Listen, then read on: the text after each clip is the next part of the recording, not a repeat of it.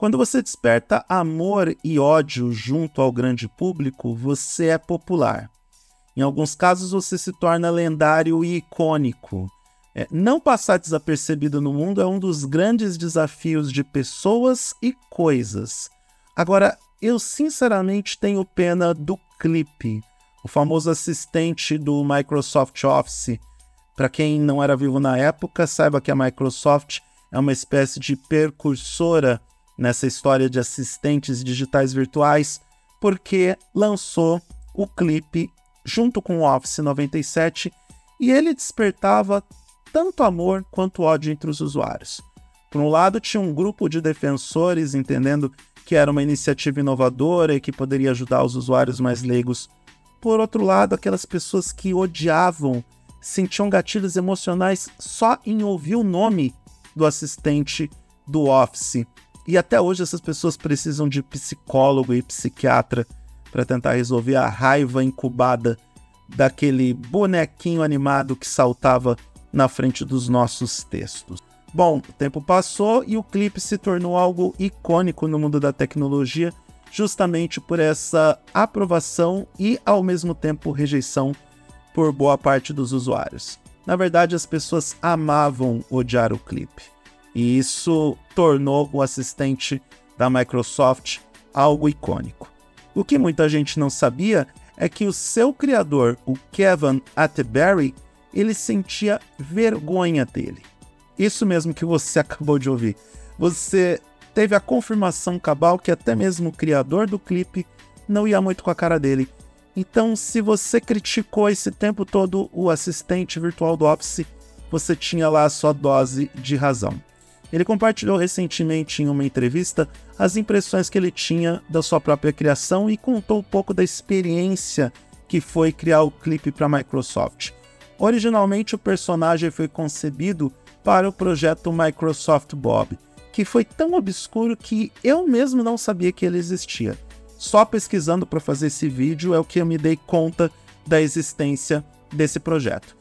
E o objetivo da Microsoft com o Bob era humanizar as interfaces informáticas, deixando o mundo da informática e os sistemas da Microsoft mais acessíveis para o grande público. E o Clippy foi tão bem sucedido no seu projeto de desenvolvimento que ele acabou integrado no Office 97. Mas quando o Atterbury começou a ver as primeiras críticas que o seu assistente recebeu, e é claro, aqui eu entendo o cara, ninguém gosta de ser criticado pelas coisas que faz ou que cria, vídeo eu neste canal de vídeos, né? Ele sentiu vergonha do pobre Clippy. Olha, quando nem o seu pai sente orgulho de você, e eu posso falar por conhecimento de causa, porque o meu pai não sente muito orgulho de mim por causa das minhas posições políticas, que são diametralmente opostas às dele. Spoiler, ele não curte essa coisa de democracia, tá? Enfim, quando nem seu pai sente orgulho de você, aí realmente é um problema a ser analisado, né? Então, para quem não viveu a época, só para contextualizar rapidamente, o Clippy ele era um assistente que antecipava as ações do usuário e fornecia ajuda quando necessário. A ideia era boa, tá? Principalmente pensando nos usuários mais leigos, que são a maioria. A gente não pode se esquecer que boa parte das pessoas não tem grande conhecimento informático. O problema é que quem utilizava o Office já naquela época já tinha um bom conhecimento sobre o funcionamento do pacote de escritório da Microsoft. E as intervenções do Clippy eram consideradas extravagantes e com elementos controversos. Os diálogos e interações com os usuários, em teoria, eram positivas, mas na prática eram um tanto quanto irritantes, porque atrapalhavam o processo de desenvolvimento de texto, porque, em alguns casos, a cada parágrafo que você escrevia no Word, o Clippy entrava em ação tentando te ajudar. E você queria simplesmente matar aquele Clippy de papel virtual. A Microsoft persistiu no Clippy até o Office 2007. Ou seja, a minha geração teve que lidar com este boneco animado irritante durante 10 longos anos. Só depois ele foi removido dos sistemas operacionais da Microsoft, principalmente do Microsoft Office. Mesmo assim, o fato dele ser tão insuportável fez com que ele se tornasse um elemento de cultura pop. Ele chegou a participar ou a ser plot de alguns argumentos de roteiro em episódios dos Simpsons e do Family Guy. E isso ajudou a construir o legado do Clippy junto às nossas vidas e junto ao universo informático. Voltando a falar das declarações do Kevin Atterbury a respeito do desenvolvimento e criação do Clippy, ele contou na entrevista como foi o processo de escolha final desse personagem e que o processo de escolha do Clippy passou por consulta a psicólogos da Universidade de Stanford para assim determinar a confiabilidade e a simpatia do personagem. Algo me diz que a galera de Stanford não usava muito o Word naquela época, ou nem mesmo chegava perto dos computadores com sistema operacional da Microsoft. No final das contas, todo esse barulho contra o Clippy fez com que o Atterbury tivesse até mesmo desdém pelo personagem que ele mesmo desenvolveu. Lembrando que ele é o design do Clippy, ele mesmo tem o crédito de design do assistente virtual da Microsoft, ou pelo menos do design dele. É claro que todas as tecnologias por trás do funcionamento daquele personagem passaram por outros engenheiros de software, programadores, enfim. Mas ele foi o cara que criou o traço do assistente virtual que hoje é tão conhecido e que sim, depois recebeu o prestígio do seu criador, assim como o reconhecimento do grande público, seja para o bem, seja para o mal.